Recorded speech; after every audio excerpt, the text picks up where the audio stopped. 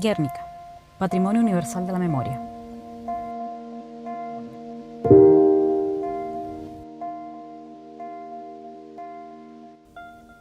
Pablo Picasso pinta un mural dedicado a Guernica.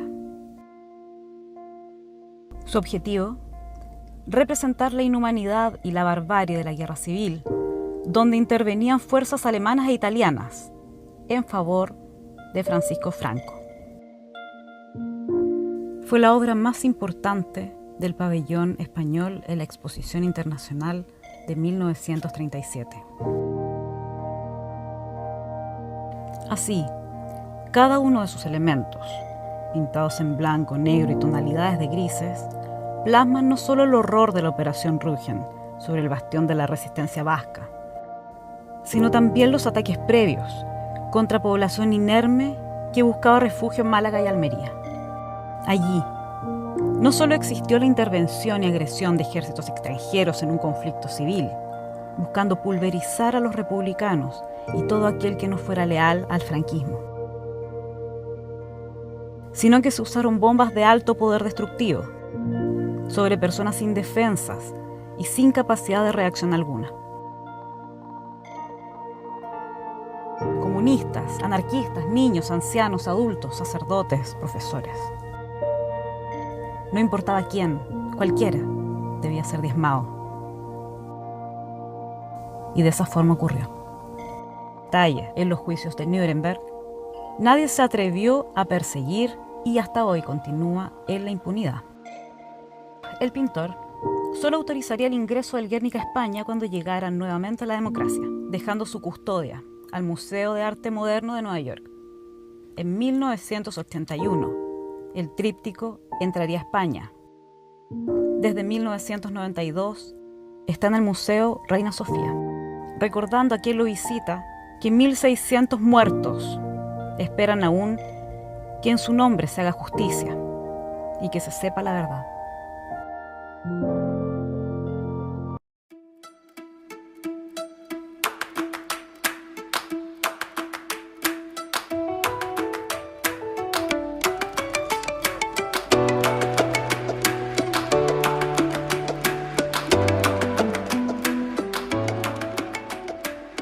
Con este fondo, que es un homenaje de los estudiantes del Liceo José Toribio Medina, damos la bienvenida a nuestro programa Crímenes del Poder, Arte y Memoria. Estamos transmitiendo desde La Voz de los que Sobran, en todas sus plataformas digitales.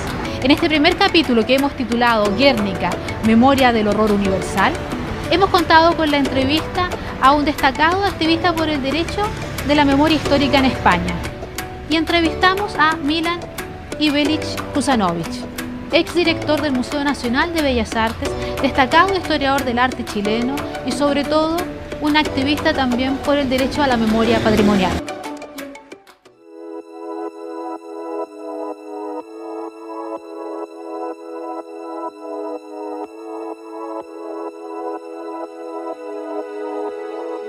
Quisiera que nos diera su opinión acerca de esta pintura que hemos elegido para analizar en este primer capítulo, que es el Guernica, el símbolo del derecho a la paz, del derecho a las víctimas, de todo tipo de criminalidad, de lesa humanidad y de guerra, pero que hay algunos que tienen una visión crítica también sobre la obra maestra de Picasso.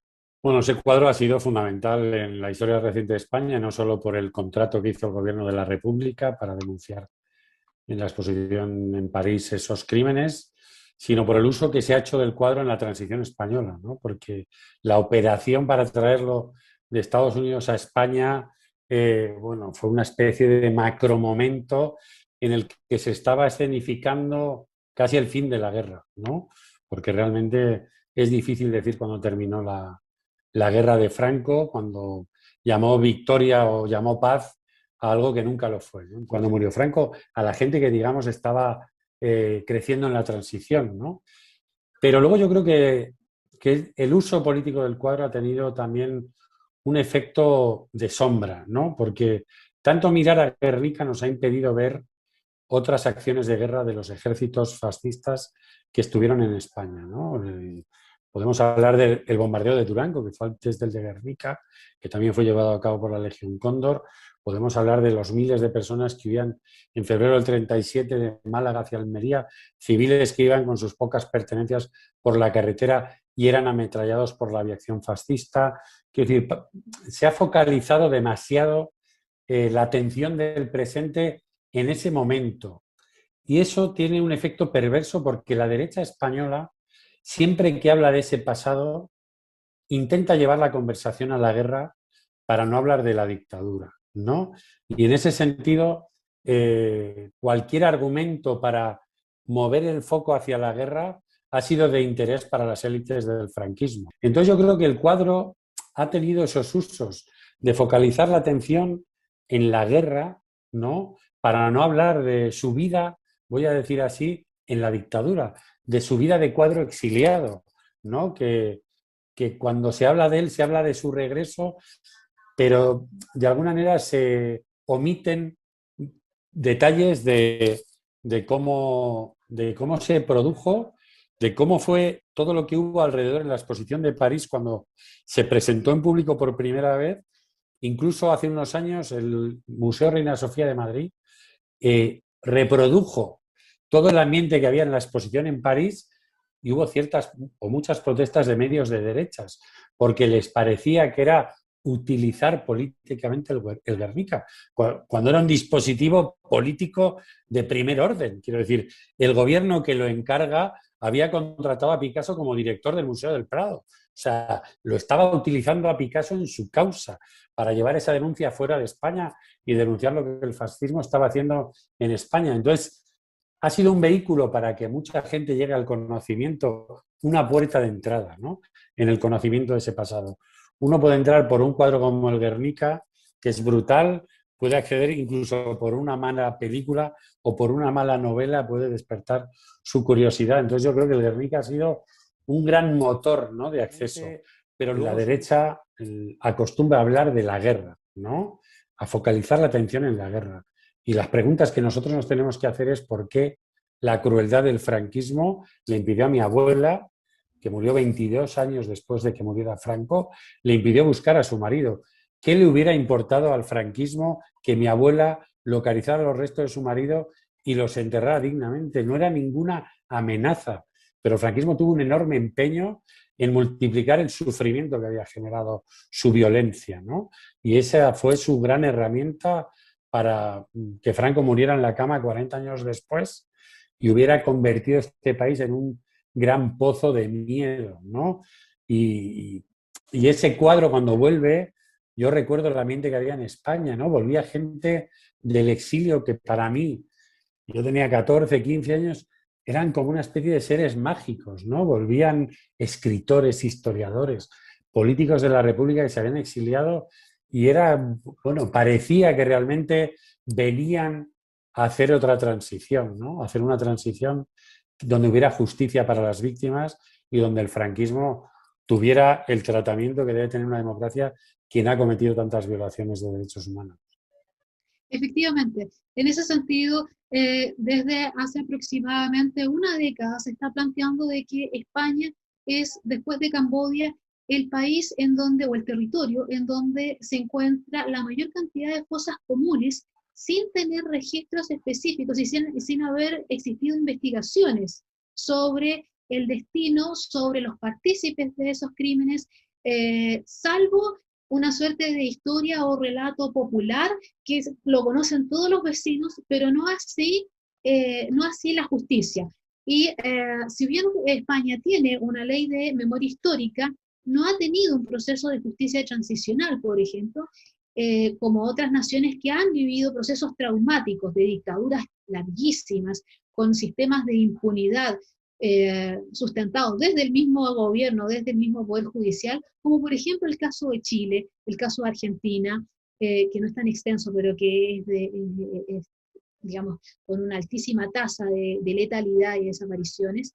Ahora, en esa misma línea y quizás tal como usted mencionaba respecto de la utilización de este patrimonio universal, que así lo llama a la UNESCO, patrimonio universal de la memoria, como también son, por ejemplo, los archivos en torno a la Operación Cóndor, o los archivos de la ocupación en Francia por parte de Hitler o de la ocupación en Italia también. En España, hoy día, situándonos en un nuevo escenario político como es el de la irrupción de una izquierda que está, al parecer, tomándose nuevamente en serio el derecho y el deber de la memoria. Quisiera preguntarle a usted, que es escritor y que además ha desarrollado en el último tiempo, por ejemplo, conferencias como lo de la República de la Memoria, que resulta muy interesante. ¿Qué es lo que separa hoy día a lo que se llamaba antiguamente el discurso del resentimiento, el discurso del odio, de una legítima búsqueda de justicia, de verdad, justicia y reparación, que es el deber de la memoria, que es el derecho a la memoria también? ¿Qué es lo que hoy día puede definir de que eso sea una opción moral colectiva, no solamente individual? Bueno, para eso tenemos que remontarnos a la transición española, ¿no? Que fue un gran modelo de creación de impunidad y que incluso a través del miedo de los medios de comunicación convirtió el relato de la transición en una especie de Cándido de Voltaire. Habíamos llegado a la mejor de las democracias posibles, ¿no? Y de hecho, las élites que hicieron esa transición se han dedicado a tratar de exportarla a muchos países del mundo, desde América Latina a Corea del Sur, ¿no? Como un modelo que había que imitar, ¿no? Hay muchos países de América Latina que, después de tener gobiernos dictatoriales o autoritarios que podían tener problemas con el pasado, veían cómo la Fundación Telefónica llegaba con su macroexposición de la transición española para decir por aquí, ¿no? Entonces ellos convencieron a mucha gente de que nos habíamos reconciliado. Yo no sé qué es reconciliarse. O sea, es una palabra que suena muy bonita porque te concilias y, como no es suficiente, te reconcilias, pero suena muy bien y suele estar vacía, ¿no? Entonces España empezó una estrategia que tiene que ver mucho con algunos de los países que has mencionado. En el año 79 el Parlamento español crea una comisión para investigar las desapariciones de españoles en Chile y en Argentina. Y ahí se inaugura una especie de exportación de una actividad de derechos humanos donde España ha abierto juicios a casos de Chile, de Argentina, de Ruanda, del Tíbet, de Guatemala. Acaba de juzgar un caso del asesinato de 6 jesuitas de la Universidad de Centroamérica en los años 80. Todo lo que ocurría a miles de kilómetros era juzgable. Nosotros, cada vez que encontramos una fosa, ponemos una denuncia. Y los jueces ni siquiera nos contestan.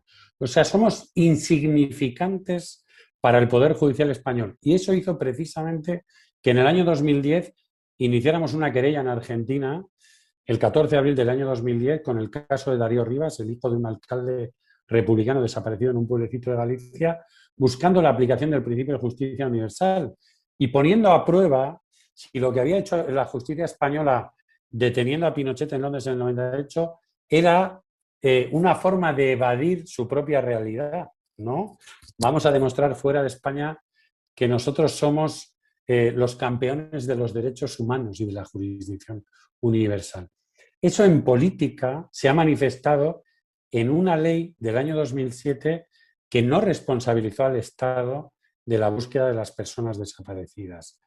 Y ahora estamos, 13 años después, ante una nueva ley, porque en el año 2014 dos organismos de la ONU, el Grupo de Trabajo contra la Desaparición Forzada Involuntaria y la Relatoría Especial para la Verdad, la Justicia, la Reparación y las Garantías de No Repetición, hicieron 2 informes muy contundentes sobre el Estado español y el abandono que ha hecho de sus deberes hacia las víctimas de la dictadura.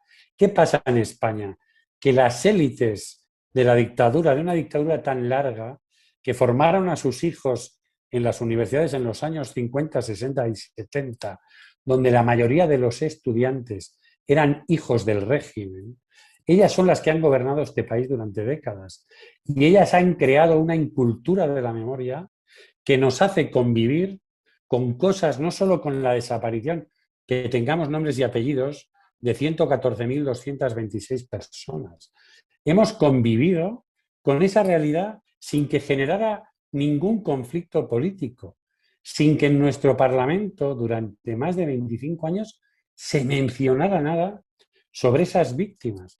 Decía el poeta argentino Juan Gelman que encontró, que tuvo un hijo desaparecido, una nuera desaparecida y que consiguió recuperar a una nieta secuestrada por los verdugos argentinos en Uruguay, decía que cuando acaban las dictaduras empiezan a trabajar los organizadores del olvido.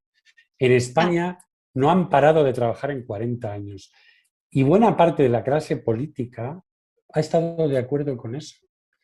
Ningún presidente del gobierno español en 45 años de democracia ha hecho un acto público con las víctimas de la dictadura. Eso es un ejercicio de equidistancia. Ni me retrato con los verdugos, ni me retrato con las víctimas. Y eso nos trae ahora un proyecto de ley que supone un pequeño avance, pero que, por ejemplo, no responsabiliza al Estado de crear una institución que atienda a las víctimas. La búsqueda de los desaparecidos en España la hacen algunas asociaciones con subvenciones de dinero público. Nosotros nos hemos negado a participar de ese modelo porque entendemos que esto es una responsabilidad del Estado y no de los colectivos civiles que estamos peleando contra la impunidad. Esa ley, y antes mencionabas a Queipo de Llano, está a favor de una memoria democrática. Quiere que en los colegios se estudie la historia, por ejemplo, de Clara Campoamor, que fue la gran sufragista española que conquistó el voto femenino con sufragio universal en 1933 durante la Segunda República. Pero en momentos en los que la extrema derecha está cogiendo tantas cuotas de poder en el mundo y el fascismo está regresando a instituciones de todo el planeta, a mí me interesa la memoria democrática, pero me interesa en los colegios mucho más la memoria antidemocrática. Me interesa que en los colegios se sepa de qué fue capaz el fascismo español para conquistar y mantener el poder durante 4 décadas y que se cuente la historia de Clara Campoamor como sufragista que conquistó el voto femenino y la historia de Queipo de Llano, que les decía a sus soldados que debían violar a las mujeres de los rojos para que supieran lo que era de verdad un hombre, y pedía violación de mujeres como Clara Campoamor. Y la memoria, si enfoca a las víctimas, está desenfocando a los verdugos. Y eso es otra trampa, otro tipo de torturas, ¿no? Hay un factor ahí muy determinante. Yo recuerdo que yo hice el Camino de Santiago hace muchos años y una vez en un pueblo nos invitó una mujer a tomar un café a su casa, una mujer muy mayor, y empezamos a hablar de la guerra. Y ella nos contó que en las afueras del pueblo un soldado franquista la tiró al suelo para violarla. Entonces contaba que cerró los ojos y cuando los abrió el soldado no estaba allí, ¿no? De repente algo mágico evitó la violación. Pero ese soldado estuvo allí y terminó lo que estaba haciendo y hubo miles de soldados como él, ¿no? Miles de mujeres a las que se les afeitaba la cabeza, se les hacía beber aceite de ricino para que se hicieran sus necesidades encima, se las paseaba desnudas o medio desnudas con un tambor detrás para llamar la atención de la gente de los pueblos y humillarlas, y todo lo que hicieran con ellas en sus centros de detención, ¿no? El problema es la vergüenza. Y hay un problema añadido a ese, y es cuando la política no está con las víctimas. Lo que decía yo antes de que ningún presidente del gobierno se ha retratado públicamente con ellos. Ha dicho, soy presidente de una democracia y estoy de vuestra parte. Entonces en el cine aparecen, en La Buena Nueva de Elena Taberna, aparecen mujeres rapadas, aparecen esas violaciones, pero en el mundo real han aparecido muy pocas, muy pocas. Hay una denuncia ante la querella argentina contra el franquismo de una organización que se llama Women's Link, que creo que son 6 casos de mujeres, pero el silencio y el miedo han arrasado con esos testimonios, ¿no? Y por eso el poder en España en democracia ha hecho tanto esfuerzo porque el miedo no aflojara, ¿no? Porque el miedo se mantuviera ahí. Y el miedo puede ser imaginario, pero es un globo que la política puede desinflar. Y cuando la política no saca su aguja de pinchar el globo del miedo, está ayudando a darle esperanza de vida. Entonces, el tema de estas violaciones de mujeres ha sido silenciado terriblemente. Bueno, hay una novela, recuerdo, de Ángeles Caso, que es Un silencio roto, me parece que se llama. Hay algunos casos, pero en general de la vida política, del movimiento de la memoria, no ha habido mujeres capaces de dar un paso al frente para contarlo, o ha habido muy pocas. Y eso es un beneficio de los verdugos, ¿no? Que para eso han construido tanto miedo, para vivir cómodamente sabiendo que nunca nadie los va a señalar, que nunca una mujer va a señalar a un violador, porque le da pánico hacer eso. En España, y esto explica muchas cosas, cuando acabó la dictadura y Franco quiso disfrazar su represión de procesos judiciales o de legalidad, y aprobó una ley que se llamaba la Ley de Responsabilidades Políticas. Sí. Esa ley tenía entre uno de sus principales crímenes haberse significado, o sea, haberse mostrado públicamente favorable a los gobiernos de izquierda de la República. Si haberte significado te puede llevar a un paredor de fusilamiento, te puede llevar a un centro de detención de la Falange donde te violan, o puede causar muchos problemas a tus hijos, no te queda más remedio que volverte insignificante. Y en este país, miles de personas, millones de personas para sobrevivir, se volvieron insignificantes. Y el problema es que la democracia, cuando regresó, no les ha dado la oportunidad de volver a tener significado. Y el debate sobre la memoria es fundamentalmente un debate sobre el significado. Es discutir públicamente, políticamente, culturalmente, qué significa la Segunda República, la guerra o la dictadura para este presente. Sí. Y mientras el drama de estas mujeres ha sido insignificante y ha muerto en la insignificancia, hay montones de narraciones que nunca vamos a conocer, desgraciadamente, ¿no? Y esa es la gran conquista de la impunidad. O sea, esa es la gran conquista de la impunidad. Que sus delitos ni siquiera hayan sido narrados de cualquier forma por sus víctimas. ¿Cómo evalúa usted que eso que fue un verdadero fenómeno, que todavía para algunos no es más que un mero acto administrativo, político de retirar un cuerpo, cómo lo ve usted como significado para la derecha española, para esta derecha, no la liberal, no la de Albert Rivera, no la de, no sé, no la de aquellos que recién están emergiendo, sino para aquellos que incluso defiendan todavía esta memoria que defiende Vox, por ejemplo? La que se niega, no sé, a que se lea en los colegios libros como Pan Negro, o que se vean filmes, o que se lea, por ejemplo, a Blas Infante en Andalucía. ¿Qué nos puede decir usted? Bueno, ahí yo creo que hay que unir a esa derecha el nacionalcatolicismo, ¿no? Porque uno de los grandes aliados de la dictadura fue la Iglesia Católica Española. Y en España, durante muchas décadas, ser católico era una opción política. O sea, no era una creencia religiosa, era todo el lote del franquismo.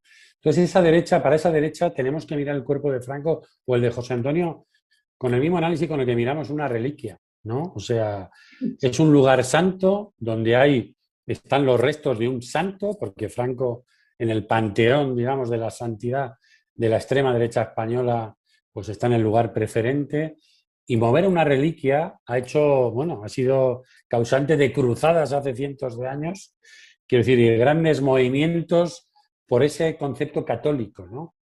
También hay que tener en cuenta que Franco jugó mucho con el concepto de la predestinación. Yo creo que la derecha española, y en concreto el partido que acaba de surgir como escisión del PP, el partido Vox, tiene mucho que ver con ese movimiento del cuerpo de Franco. Yo creo que el gobierno ahí perdió una gran oportunidad. Primero porque el cuerpo de Franco ha sido trasladado de un lugar de propiedad pública a otro lugar de propiedad pública. Y nosotros lo que hemos denunciado durante años es que no queríamos pagar con nuestros impuestos la tumba de un dictador. Y lo hacíamos antes y lo seguimos haciendo ahora, ¿no? Pero yo creo que en septiembre del año 2018 hay una votación en el Parlamento español sobre la exhumación de Franco. Y el Partido Popular se abstuvo. Y Vox ahí hizo una gran campaña diciendo que ellos eran la derecha que no se ponía de perfil, ¿no? En el momento en que Vox despega electoralmente es un mes después de esa votación. Es en octubre de 2018 cuando ellos se han diferenciado del PP, ¿no? Y han despegado hasta sus 52 diputados. Yo creo que esto tiene mucho que ver con la transición.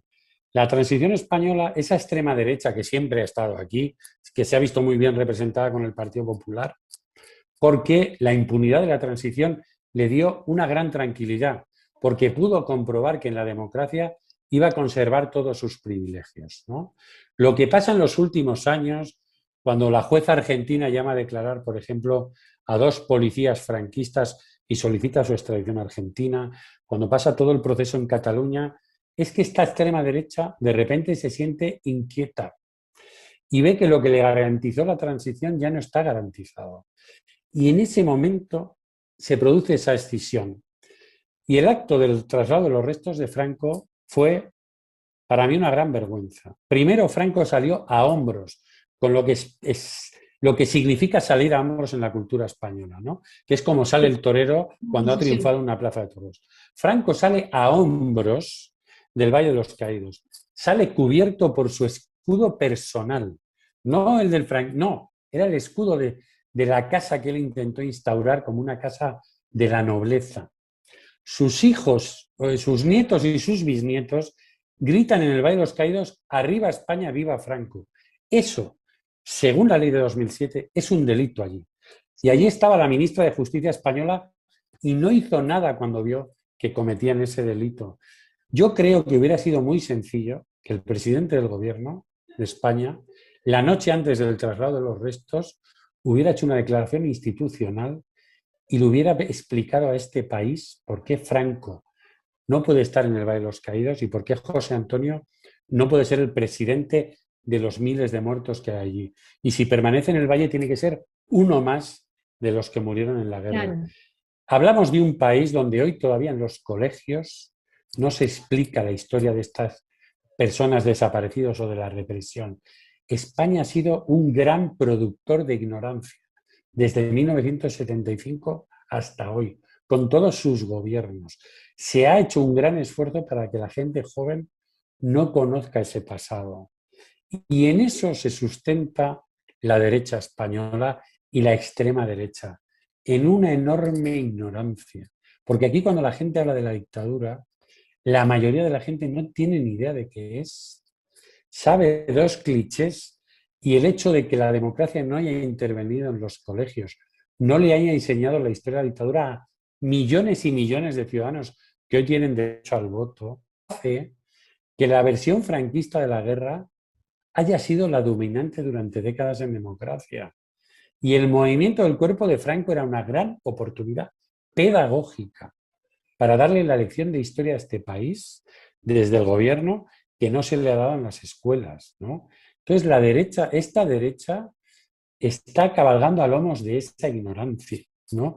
De un desconocimiento de lo que fueron los crímenes del franquismo y se sujeta sobre eso. Y acabo con una explicación de cómo este país ha convivido con el franquismo. En la ciudad de Madrid, a la entrada de la Universidad Complutense, hay un gran arco que celebra la primera gran victoria del fascismo europeo. La victoria de Franco, la victoria de Hitler y la victoria de Mussolini. Ese arco está a unos cientos de metros de la residencia oficial de todos los presidentes del gobierno que ha tenido España desde 1977 hasta hoy. Todos esos presidentes han entrado en Madrid en sus coches oficiales al lado de ese monumento que celebra la primera victoria del franquismo. A ninguno de ellos en 45 años le ha molestado.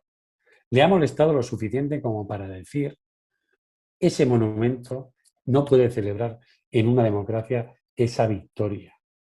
Convertirlo en otra cosa o retirarlo. Eso es la explicación de cómo en este país se ha normalizado el fascismo. Yo voy a veces con estudiantes extranjeros al Valle de los Caídos. Intento que vayan a la misa de las 11 y que luego vean cómo reacciona la gente que está allí cuando estaba la tumba de Franco, ante la tumba de Franco y la tumba de José Antonio Primo de Rivera. Muchos de estos estudiantes, cuando ven que alguien se cuadraba con el brazo en alto y hacía ruido con los tacones, saludando marcialmente a Franco, se ponían a temblar. Para ellos, eso era una situación que les generaba pánico. No ocurre con nosotros. Nosotros hemos convivido y nos hemos corrompido incluso conviviendo con esa realidad durante tantos años, circulando por cunetas donde había miles de cadáveres a unos pocos metros. Y ese es el gran problema que nosotros tenemos al tratar de convertir nuestra lucha en una cultura de los derechos humanos que alcance a las instituciones y a los centros de enseñanza. Es que nos avergoncemos de haber convivido con esa realidad. En España tuvimos a los primeros hombres y mujeres de Europa que se enfrentaron al fascismo. Deberían ser unos héroes españoles y europeos, e incluso un patrimonio inmaterial de la humanidad. Pero en España no son nada. En la ciudad de Madrid, donde yo vivo, hay un monumento a los fascistas y no hay ningún monumento a toda esta gente que se enfrentó al fascismo para tratar de impedir que yo naciera en un país que vivía una dictadura.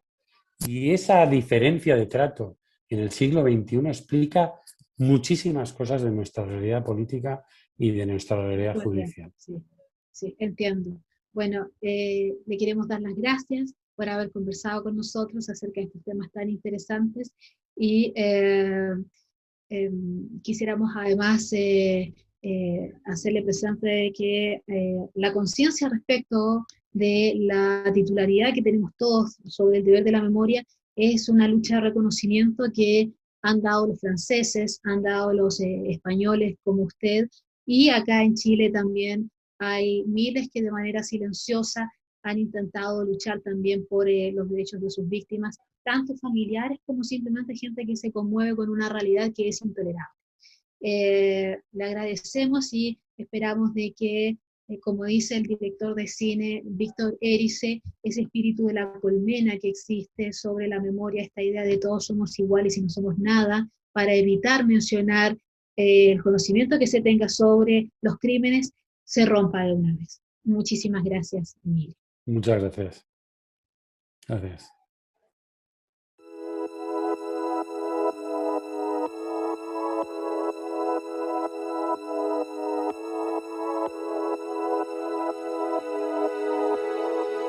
¿Qué elementos cree usted que son esenciales a la composición del Guernica todavía para poder entender por qué sí o por qué no se ha desarrollado un muralismo en torno a la memoria en Chile? Ahora tiene un origen histórico y siempre las obras de arte, cualquiera que sean, están en un contexto, están en una historia que ocurrió o que está ocurriendo. Y en el caso concreto de esta obra de Picasso, fue la Guerra Civil Española, entre los años 1936 y 1939, que fue una guerra, como dice su nombre, de los españoles entre ellos, ¿no? Como consecuencia de la asunción al poder mediante las armas de Francisco Franco. Y por lo tanto queda eliminada la República Española. Y Picasso, que estaba en París, la obra no la pintó en España, la pintó en París, y lo que hizo él fue reunir en una obra de grandes dimensiones, 7 metros y algo, por casi 4 metros de alto, que todo el mundo la puede visitar en el día de hoy en el Museo de Madrid de la Reina Sofía. Ahora, ¿qué significa eso? Es un bien patrimonial. ¿Por qué? Porque lo que hace es rescatar una memoria colectiva, ¿sí? Nada menos que el bombardeo sobre la ciudad de Guernica, ciudad absolutamente vulnerable militarmente, porque no había un regimiento allí, no había armamento, no había dinamita, era una ciudad pequeña, y las fuerzas de la Alemania nazi, que se unen o se comparten las mismas ideas con Franco, para provocar una suerte de alarma en la población española de lo que puede hacer Franco aliado con Mussolini, en Italia, y con Hitler en Alemania. La ciudad es bombardeada impunemente. Mueren miles de hombres, miles de personas, sin respetar edad, nada, todo. Como pasó también en Dresden, cuando la aviación norteamericana va a invadir la ciudad de Dresden en Alemania con motivo de la Segunda Guerra Mundial, y la ciudad queda destruida. O sea, estamos enfrentados a la barbarie. completa. Entonces, lo que hace Picasso es pintar eso. Coloca dos animales para demostrar que nadie escapa a la muerte, nadie, y un grupo de mujeres, una con una guagua en brazo, que tiene los ojos, son 2 lágrimas, un soldado muerto, un caballo también muerto, cuyos ojos son remaches. La escena es como en un espacio no localizable, pero para mostrar eso. Bueno, y esa obra es absolutamente fundamental en el arte del siglo XX y en lo que va del siglo XXI, y lo seguirá siendo hasta que la obra se destruya por razones naturales o siga permaneciendo en el museo para que la visite. Entonces, ¿por qué digo que es una obra patrimonial?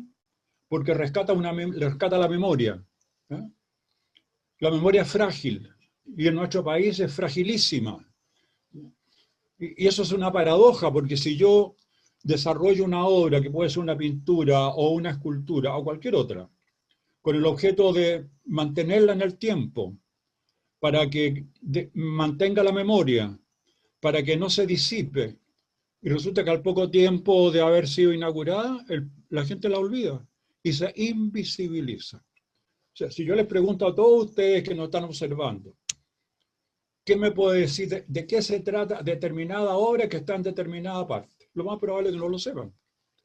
¿Acaso no pasó con Baquedano? ¿Qué tiene que ver Baquedano con el problema de la crisis que se produjo? ¿Cómo se inició eso? No, se erige el monumento a Baquedano, que fue un general que peleó en la Guerra del Pacífico. ¿Sí? Bueno, ahí quedó, en los primeros, no me acuerdo bien, año 1920 creo que fue inaugurado, o por esos años. Bueno, cada cierto tiempo había un acto, ¿no es cierto?, de conmemoración, pero de repente llegaron los futbolistas a celebrar los triunfos de la selección chilena, o incluso los equipos de fútbol, cualquiera. ¿Sí? Entonces, ¿eso qué significó? Que se transformó en un lugar de encuentro, pero ¿por qué? Baquedano era futbolista, había sido arquero, ni nada de eso.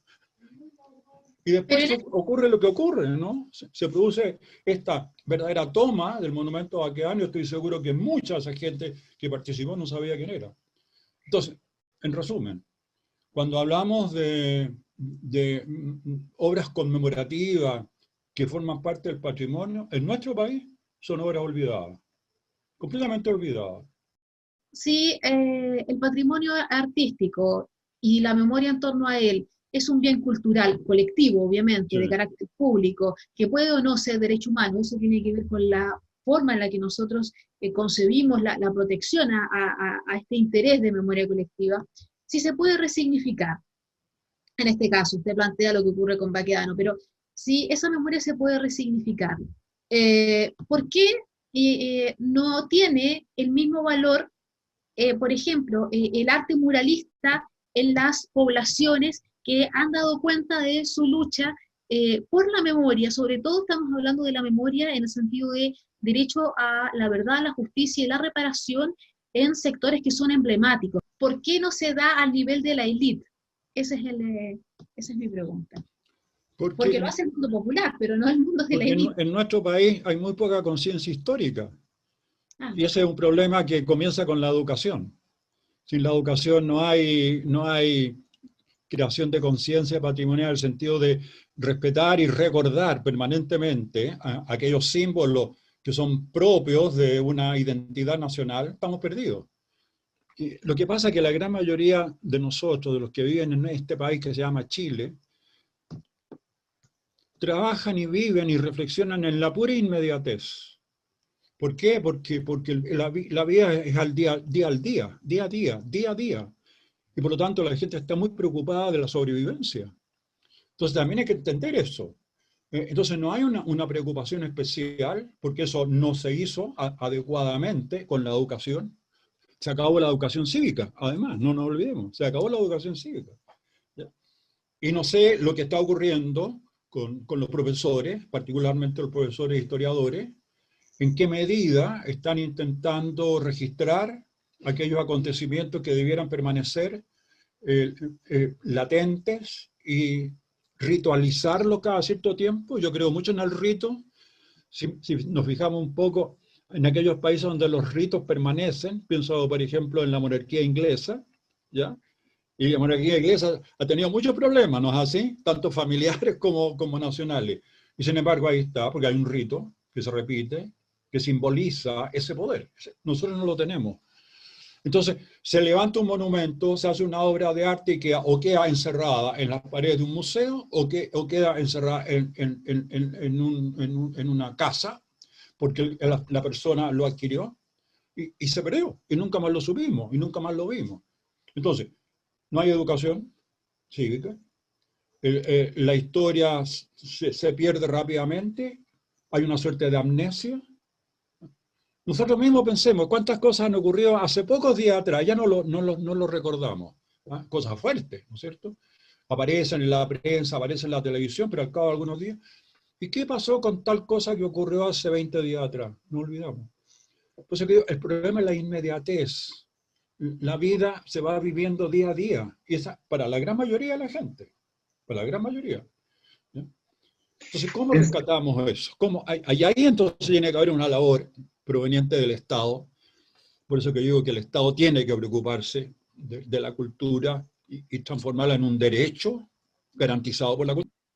Entonces, por eso que digo, no hay esta conciencia del valor que tienen aquellas cosas, objetos, personas, lo que sea, que son los que nos mantienen viva la memoria y mantienen vivo el recuerdo de lo que ocurrió, ya sea para que se produzca de nuevo o para que cambie aquello que vimos, ¿sí?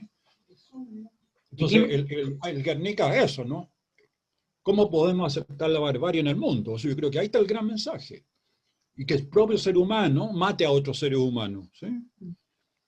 Ahora, ese es un tema, claro, muy dramático. Pueden haber otro tipo de concepciones, que yo puedo levantar un monumento a, qué sé yo, a un filántropo, supongamos, o levantar un monumento a algún político y que fue muy significativo en la historia de Chile, ¿ya? Pero eso no ha ocurrido. O sea, tenemos que crear el rito y hacerlo mítico para mantenerlo en el tiempo. El Guernica, como ya se ha planteado dentro de esta conversación, responde a una realidad, responde, ¿no es cierto?, a la cultura española, y al igual que lo hizo Picasso, lo hizo quizás 100 años antes Goya, ¿no es cierto?, con el famoso cuadro del 3 de mayo.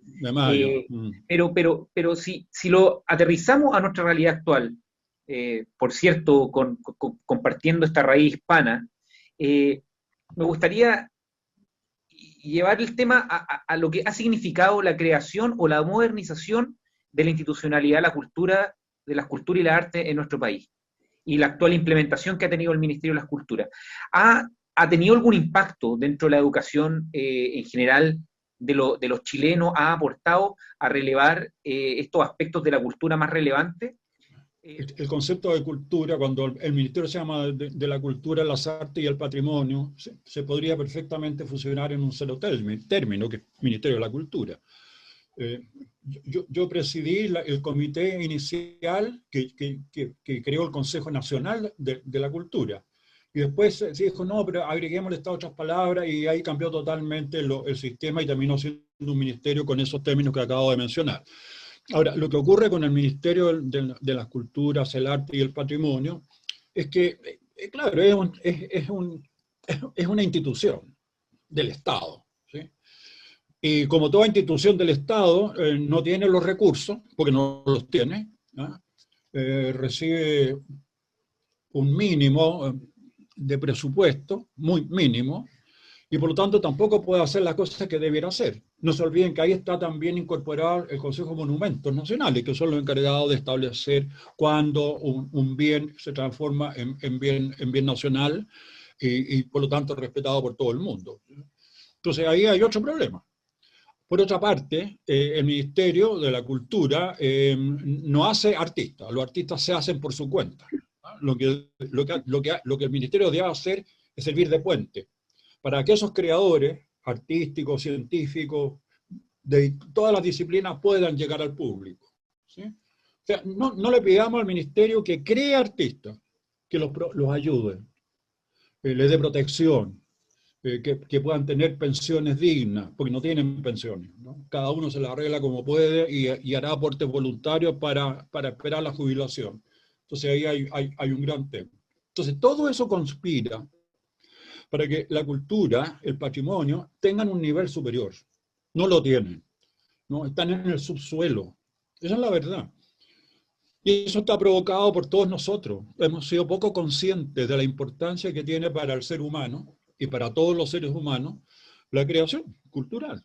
Yo no me canso de decir, cultura es cultivo. Y la cultura nos cultiva a cada uno de nosotros y al conjunto. Pero eso no está. En este momento es mucho más importante el 10% de la pensión, sacar el 10% de las AFP, porque la gente tiene que comer, tiene que sobrevivir. Entonces no le vamos a pedir que se dedique a escuchar a Beethoven, ¿no? Ahora, tendrá que llegar el día que sí, que se pueda hacer eso, porque el ser humano está destinado a perfeccionarse por su propia naturaleza, porque hay una exigencia interna de todos nosotros, que es la gran interrogante: ¿quién soy? ¿Quién soy? ¿Por qué estoy aquí? ¿A dónde voy? Son grandes interrogantes que el ser humano se lo ha hecho siempre. Y la cultura nos entrega contenidos valiosísimos para tratar de responder a esas preguntas fundamentales, ¿ya?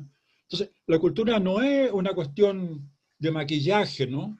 O de perfume, o de cosmético, ¿ya? No creo en la alta cultura, yo creo en la cultura, ¿ya? Hoy día se habla de la cultura popular, pero eso también es cultura. El folclore es cultura, artesanía es cultura, hacer deporte es cultura, el lenguaje es cultura. La primera herencia que recibimos nuestros padres, ¿cuál es? El lenguaje. Hablamos el lenguaje de nuestros padres. ¿Y qué pasa con el lenguaje? Hay que seguir perfeccionarlo. Pero hoy día ha ocurrido al revés. La mitad de las palabras son garabatos. Ahora, yo no soy un purista del lenguaje, ni mucho menos, pero eso me llama la atención. Teniendo un lenguaje tan bueno, tan rico, tan amplio, con tanta riqueza expresiva, no podemos disminuir el valor que tiene el lenguaje para nosotros. Gracias al lenguaje pensamos. El pensamiento es lenguaje. Sin el lenguaje no tenemos pensamiento. Entonces, cuando uno ve gente que tiene un vocabulario muy reducido, uno dice, caramba, ¿qué pasó con él? Nuevamente, y perdónenme, a mí la educación tal como se está impartiendo me desagrada profundamente. No puede... Acá estamos en el siglo XXI, avanzado el siglo XXI, y todavía seguimos con los nichos, llámese asignatura, que tú entras a una sala, profesor de matemáticas, después entra profesor de historia, después entra profesor de física, después entra profesor de química, te da una clase y te entrega contenidos que se pierden a la larga. Eso no puede ser. La educación no puede seguir siendo así.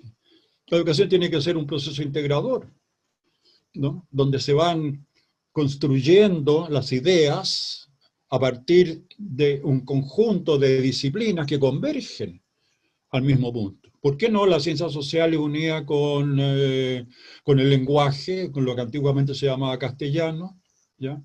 ¿Por qué la física y la química y las matemáticas no forman una unidad? Y esas tres, juntamente con las humanistas, para evitar también esta ruptura entre humanista y científico. Pero si el ser humano no está fragmentado, nos han fragmentado. Pues no nos olvidemos, ¿quiénes nos gobiernan? Son personas de carne y hueso. ¿Y a qué están dedicados? ¿Están dedicados a esto, a lo que estamos conversando? No, pues. No van a ninguna de estas cosas.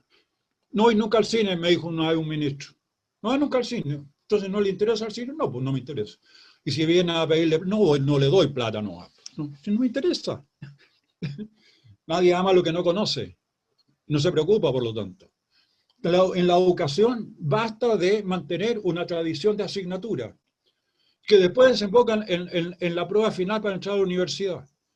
Y todos los niños y niñas están estudiando para eso. No puede ser. La educación no es para preparar para entrar a la universidad o los institutos tecnológicos. No, la educación es para formar a la persona, ¿ya? No al historiador, al científico, no, a la persona, en lo que es. Entonces tú entras a una clase y resulta que no lograste captar lo que te dijo, y comienzas a sentirte que eres malo para las matemáticas. Entras a una clase de matemáticas, el profesor trató de explicar, él no entendió nada. Lo más probable es que trate de seguir estudiando matemática, pero a duras penas. No, pues, hay que saber hacia dónde ese niño habría que orientarlo, cuáles son sus capacidades. Ah, me van a decir que los cursos son de 40 alumnos. Disminúyanlo a 20, pues. Disminúyanlo a 20. Pero que haya un trabajo de orientación. Si eso es lo que más se necesita. Para no tener niños suicidas después. Porque lo que tú haces cuando eres niño o cuando eres joven te va a marcar para toda la vida. ¿No? Y a lo mejor vas a ser una persona depresiva permanentemente o pesimista totalmente. Entonces el papel de la educación es de una importancia vital, vital. Y entonces también los padres apoderados tienen que preocuparse de eso. No es que el niño, mira, yo quiero que el niño sea tal cosa. No, el niño va a hacer lo que él quiera hacer, de acuerdo a sus propias capacidades, pero no a lo que dice el papá o que dice la mamá. Le agradecemos que haya participado con nosotros en este primer capítulo y esperamos poder volver a encontrarnos también con usted más adelante. Gracias a usted, a todo el equipo, por haber tenido la gentileza de escucharme. Un gusto. Muchas gracias. Y se nos va el tiempo. ¡Chan! Y desaparecemos con una película rusa. Adiós.